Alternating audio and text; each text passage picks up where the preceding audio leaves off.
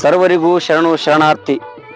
ಶ್ರೀ ಶ್ರೀ ಶ್ರೀ ರಾಜಾದಿರಾಜ ಸದ್ಗುರುನಾಥ್ ಕನ್ನೂರ್ ಸಿದ್ಧಲಿಂಗ ಶಿವಯೋಗಿ ಮಹಾರಾಜ್ ಕಿ ಜೈ.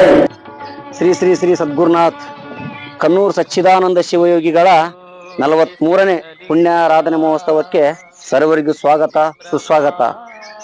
ದಿನಾಂಕ 21/9/2025 ಸಾಯಂಕಾಲ 4 ಗಂಟೆಗೆ ಮಹಾಲಯ ಅಮಾವಾಸ್ಯೆ ದಿನ ಮಹಾರಥೋತ್ಸವ ಜರುಗಲಿದೆ.